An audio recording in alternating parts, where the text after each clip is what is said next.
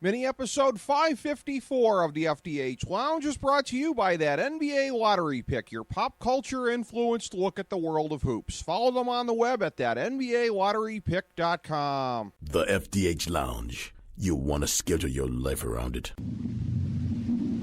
A long time ago, on a gloomy, wet Cleveland spring night, two men stand alone amidst the late-night drizzle. Their voices echo across the vacant station parking lot as they debate the merits of the great American radio show that have been missing for far too long.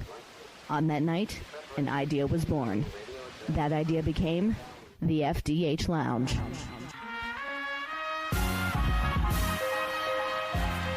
Welcome to the FDH Lounge. Welcome to FDH Lounge mini episode number 554. This is FDH managing partner Rick Morris here with our preview of Mad Men episode 7.10 titled The Forecast. Of course, this segment is co-branded as usual with NotJustAnotherTVSite.com, where you can also find my weekly reviews of Mad Men. Here's our top 5 developments from episode 7.9 heading into this week's installment. Number 5. Harry risks burning a bridge with Don. Harry helped to save Don's job in the first half of the season by alerting him to Jim and Lou plotting against him, and as such, the two bonded as they rarely had before. Of course, though, Harry's lust for Meghan has been on the record for a long time, and with her divorce from Don, he saw the chance to take full advantage. In all likelihood, Don saw through Harry's attempts to cover himself afterward. While Don doesn't care who Meghan dates at this point, he would not be pleased to know that Harry asserted himself in such a predatory manner. Could this lead to the two of them at odds at the agency? Arguably, each commands one of the firm's two most precious assets, the creative department and the computer. Harry made a mistake in misjudging Meghan's desperation to get ahead, and as such, he may have made an enemy in Don. Number 4, Betty's delusions bring on consequences that won't even be felt for many years.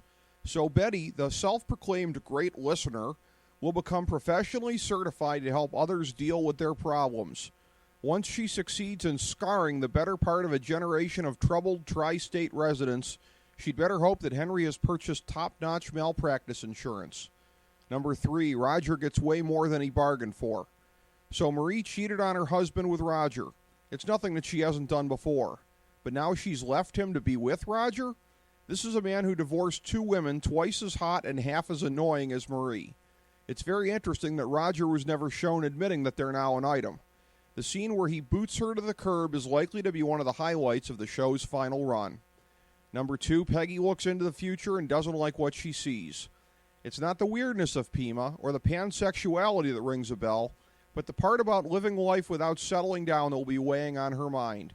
Like her frenemy Joan, she already feels that pang strongly.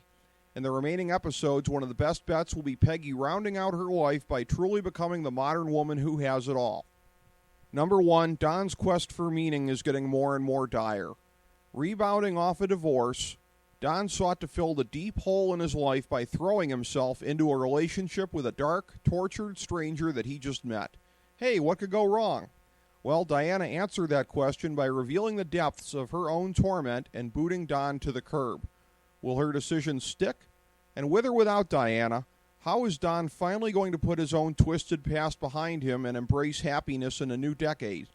In the words of a good 70s shrink, no, not Betty, regardless of his romantic status, Don is going to have to solve his problems by first learning to love himself. And in the hollowed-out shell of his apartment at the end of episode 7.9, the metaphor for his own emptiness was never more obvious. Will 7.10 mark the beginning of the understanding that he needs to acquire, or will it serve as one more depressing hint that he's doomed to live life repeating all of his old patterns? Regardless of whatever happens in the episode, there's still time for Matthew Weiner to take us down a long, winding road up to and through the series finale. There's only 5 episodes left between now and the end, and we'll keep following along. Thank you for having tuned in to FDH Lounge mini episode number 554.